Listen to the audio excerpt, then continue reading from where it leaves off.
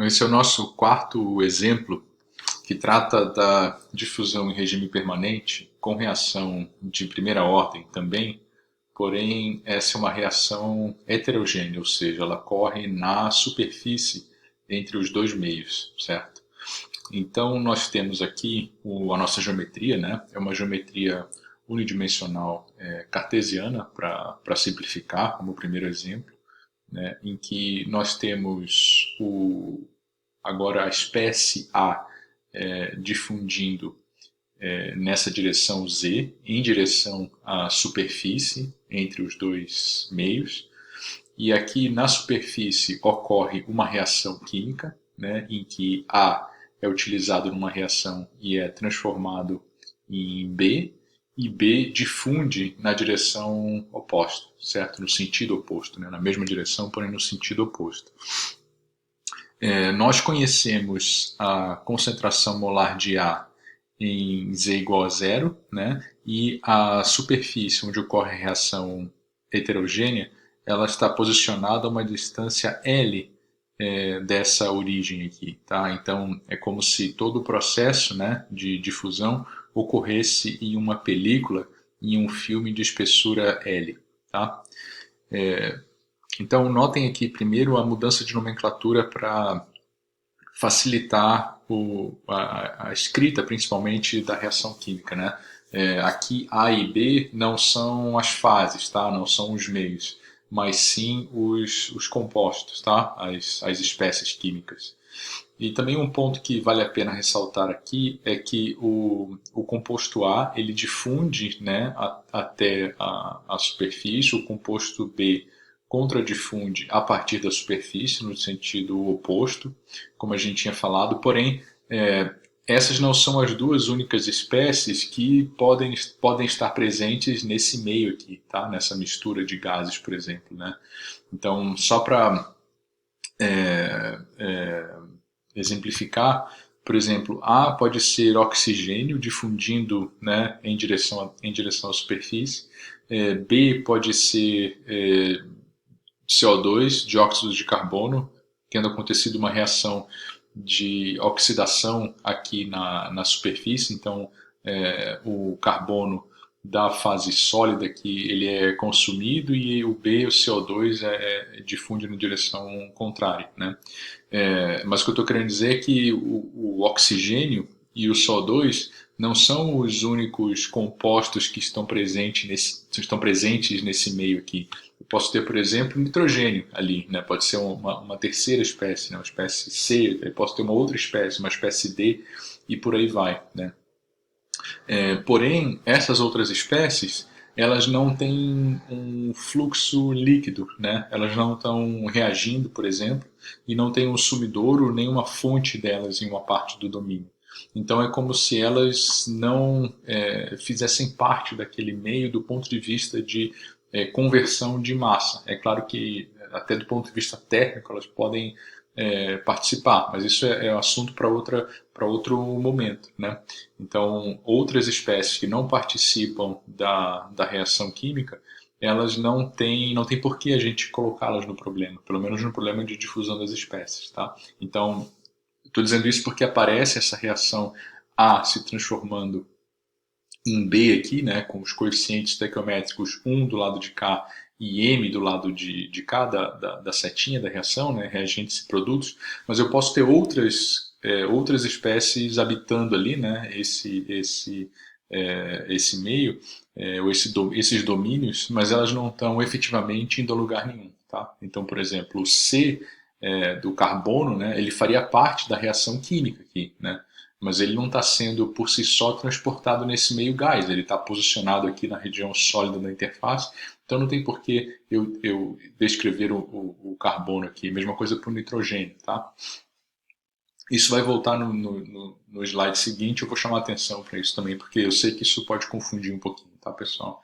Então o processo, né, descrevendo de uma maneira mais em passos aqui, né, repetindo, na verdade, o primeiro passo é a difusão do A até a superfície, da espécie A até a superfície, ocorre uma reação na superfície, os produtos B difundem na direção oposta, no sentido oposto. Tá? E as hipóteses para que a gente possa resolver esse problema são a superfície permanece estacionária, tá? Então, mesmo que exista um consumo, por exemplo, da partícula de carbono, né? Se a gente está falando aqui da queima do carbono, esse movimento da interface, em princípio, ele pode ser desprezado numa análise de primeira ordem, digamos assim, né? Mais rudimentar. É claro que a gente consegue também capturar essa movimentação da interface, mas vamos imaginar que a interface permanece fixa por enquanto. A geometria é unidimensional, né? E a mistura gasosa é uma mistura de gases ideais, tá? Numa pressão que é uniforme, né? Nesse meio gasoso aqui, e também a temperatura é uniforme nesse meio gasoso aqui, tá? Então vamos à formulação matemática do problema. Tá?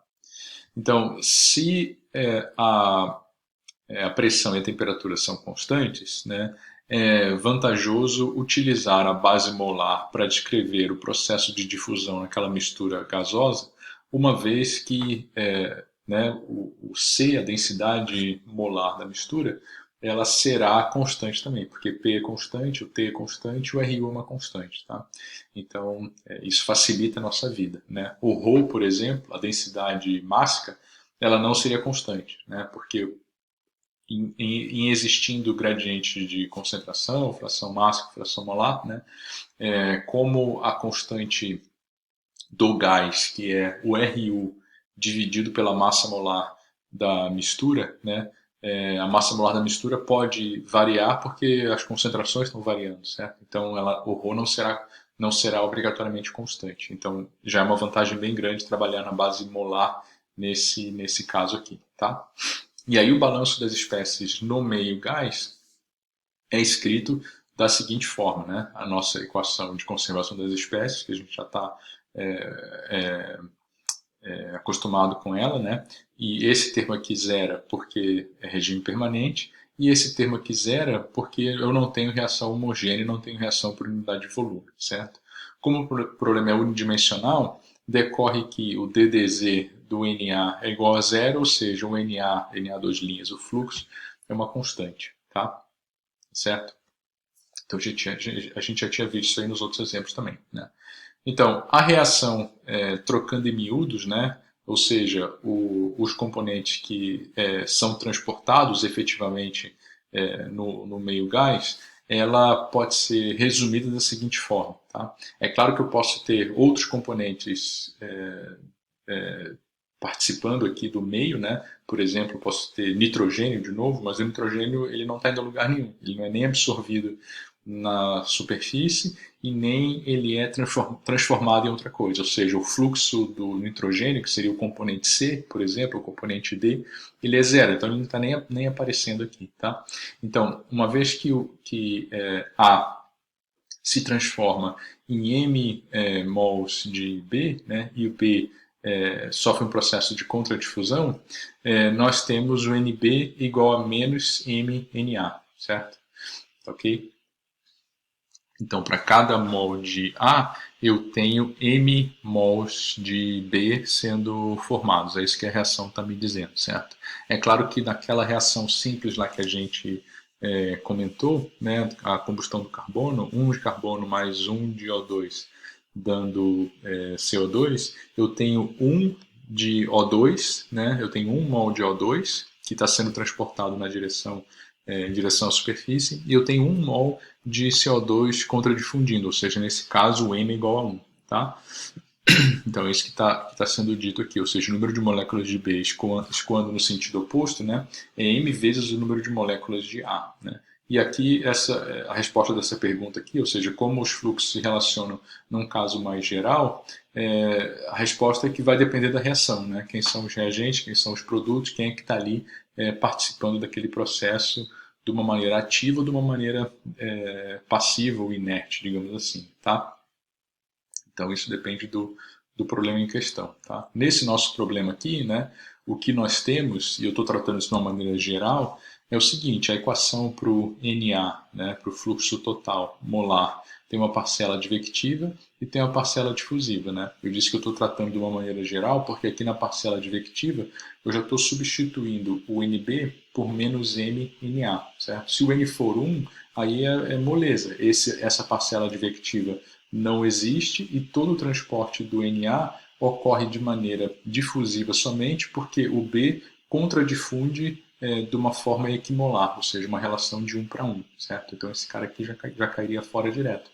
Mas a gente está fazendo uma expressão geral, né, em que M mols de B são formados, e aí a gente tem aquele fator ali, 1 menos M, multiplicando. Tá?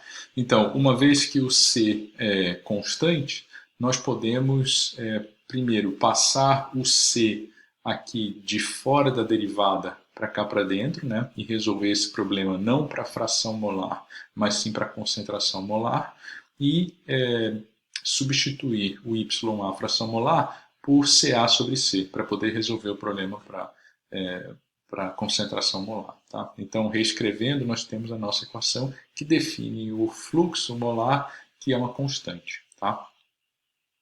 Até aí, tudo certo. Notem, né, de novo, se o M for igual a 1, esse cara aqui é 0, né, eu vou ficar com DAB sobre 1 e a lei de Fick pura e simples para difusão com o C constante. Tá? Então, esse agora é um ponto interessante, né? A gente viu que o NA é constante, mas eu tenho até como calcular esse NA nesse problema, né? Porque ele pode ser obtido a partir da nossa reação heterogênea no ponto em que ela ocorre, ou seja, em Z igual a L. Né? Então, se ela é conhecida, né? Se a constante da reação, por exemplo, é conhecida, eu posso determiná-la a partir da sua definição. Né? Ou seja, aqui ó, o NA, então vou começar a equação de novo. Né? O NA, que é a constante e vale em qualquer ponto, é igual ao NA em Z igual a L, lá na superfície, e esse NA em Z igual a L, pela sua definição, né, ele é igual à taxa de reação. Tá? Ou seja, o RA está sendo consumido ali. Né, tá? Então, esse RA é igual à constante da reação vezes o CA em Z igual a L, né? Ou seja, o NA é igual à constante da reação vezes o CA L, subíndice L. Tá? Notem, eu não sei quem é o CA L ainda, né? Ele é uma incógnita do meu problema, certo? Porque ele vai depender do próprio processo de difusão e de reação, de difusão ocorrendo no meio e de reação ocorrendo na superfície. Né? Mas eu posso escrever o meu fluxo molar, que é uma constante, em função dele a partir dessa expressão aqui. Então, substituindo o NA, né, igual à constante da reação Cl lá na equação, né, nessa equação aqui, né, eu substituo ele aqui, tá? Substituo ele aqui, eu fico com uma equação para calcular o perfil. Tá? Fico com uma equação para ser integrada e calcular o perfil de CA na superfície. Mas notem que o CAL, que é o valor desse CA em Z igual a L, né, lá na superfície, ele aparece aqui, mas ele não é conhecido. Tá? Ele será calculado a partir do processo de integração que a gente vai ver daqui a pouco. Tá? Então, eu tenho essa equação aqui para ser integrada, né? É uma equação diferencial ordinária de primeira ordem ali, para ser integrada. Tá? Notem de novo que se o n é igual a 1, esse termo aqui fica bem fácil de calcular, porque ele vai para zero, né? E eu tenho uma equação bem simples ali, onde esse termo aqui é uma constante, então é uma equação simples de ser integrada, certo? Basicamente vou integrar uma constante com essa condição de contorno aqui. O CA em Z igual a zero é igual ao CA0 que eu conheço, tá bem? Então vou parar o clipe aqui para a gente poder continuar num novo clipe, que já tem os 15 minutos.